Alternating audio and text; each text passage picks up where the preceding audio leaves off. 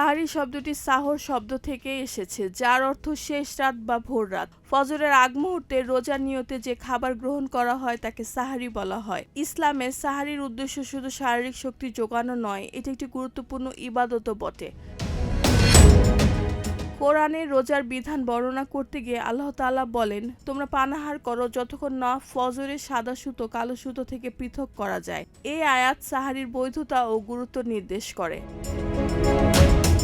হাদিসে হযরত মুহাম্মদ সাল্লাল্লাহু আলাইহি ওয়াসাল্লাম বলেন, সাহারি খাও, এতে বরকত রয়েছে। অন্য হাদিসে বলা হয়, সাহারি ইসলামের একটি স্বতন্ত্র বৈশিষ্ট্য এবং উম্মতে মুহাম্মাদীর জন্য বিশেষ সম্মান।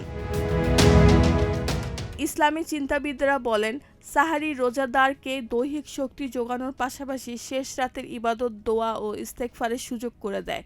তাই সাহারিকে অবহেলা না করে নিয়মিত আদায় করা মুমিনের জন্য কল্যাণকর।